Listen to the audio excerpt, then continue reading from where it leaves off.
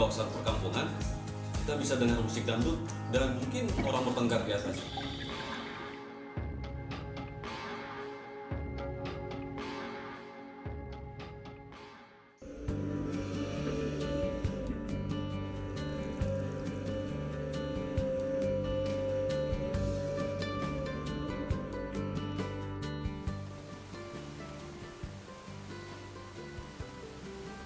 Nama Pulau Buton dahulu identik sebagai daerah penghasil aspal.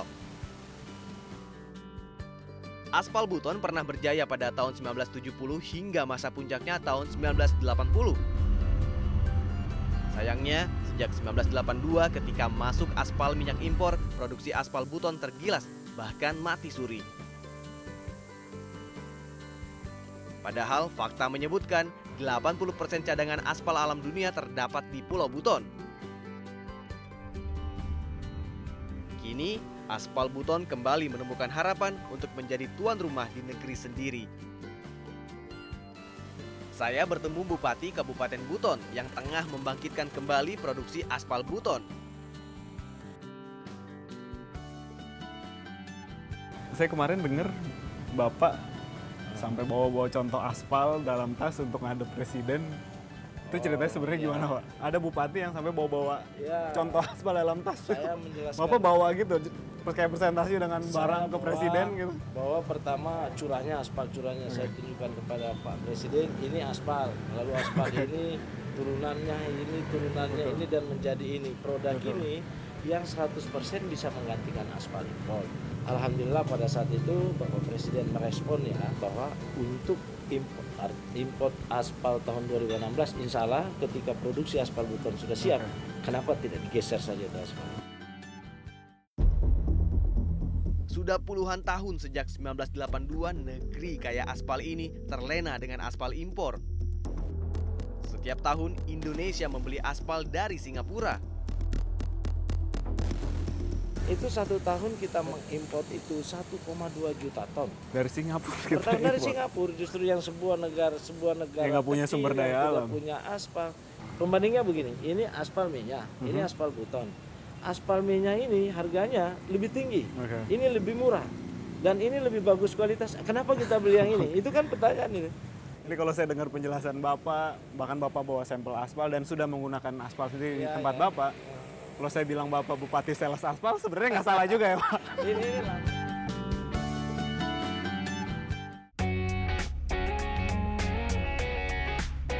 Hari ini, saya menuju ke salah satu tambang aspal di Desa Nambo, Kecamatan Lasalimo, Kabupaten Buton.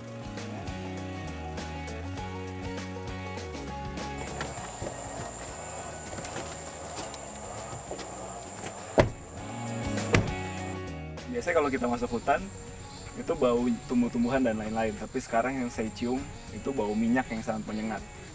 Ternyata ini adalah salah satu areal tambang yang akan dibuka untuk menghasilkan aspal.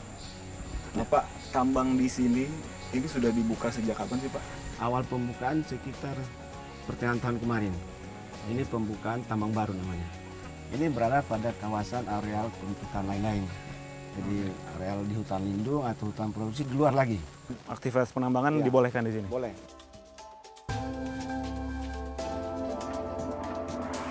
Aspal Buton dikenal dengan nama As Buton. Ditemukan geolog Belanda Hetzel As Buton tahun 1924. 2 tahun berselang, aspal Buton mulai digunakan untuk pengaspalan jalan.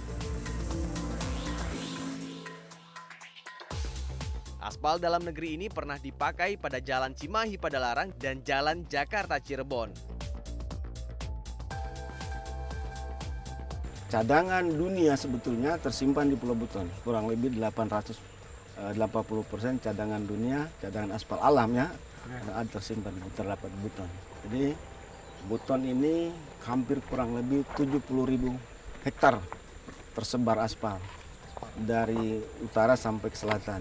Jadi kalau penelitian Belanda itu kurang lebih 750.000 ton, juta ton ada di sini. Itu studi kasar, studi pendahuluan. Kalau kita mau studi lebih dalam lagi, pasti lebih dari itu.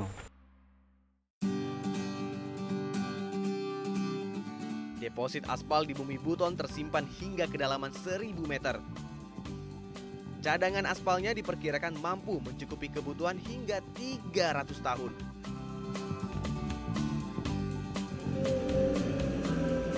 Secara kualitas, aspal Buton produksi terbaru yang disebut CPHMA atau aspal tahan hamparan dingin dan panas, jauh lebih kuat dari aspal minyak.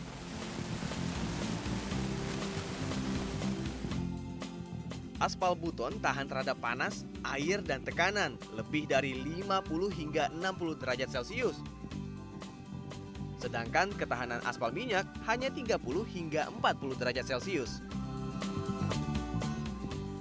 Nah, ini aspal yang memang nantinya akan digunakan kalau nanti kita mau mengaspal jalan lah katakanlah begitu. Ya, betul Pak Apit. Jadi ini aspal alam.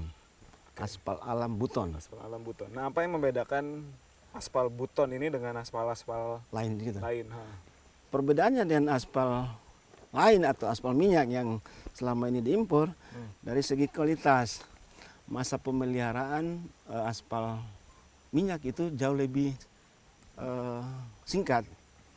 Menggunakan aspal Buton, pemeliharaan jalan itu bisa sampai 3-5 tahun. Ini bisa dihampar nantinya di hampar panas, hampar dingin. Dalam cuaca hujan pun kita bisa hampar. Kalau aspal minyak tidak bisa dihampar dalam cuaca dingin.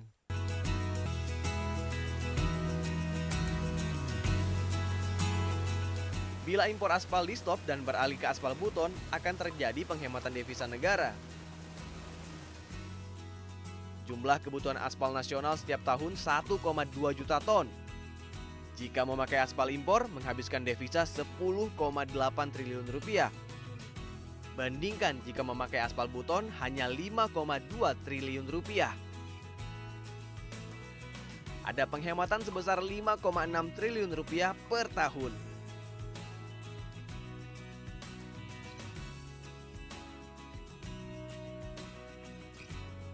Sejumlah investor mancanegara kini mulai melirik potensi aspal Buton.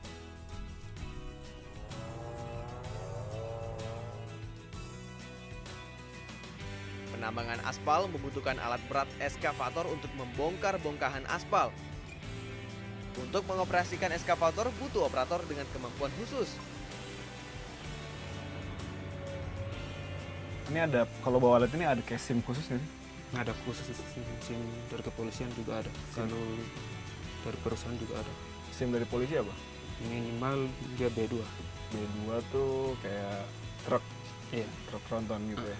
Oh, oke.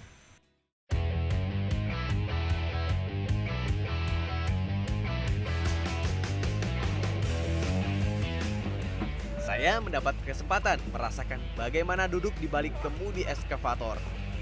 Ini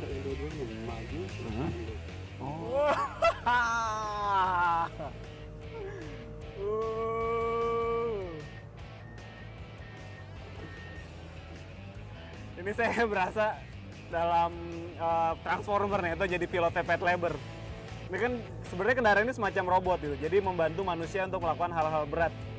Tadi tangan ini bisa untuk sampai 6 ton, dan saya pikir kalau orang yang mengendarakan ini nggak boleh marah-marah ya. Marah-marah dikit, garuk pakai kuku baja.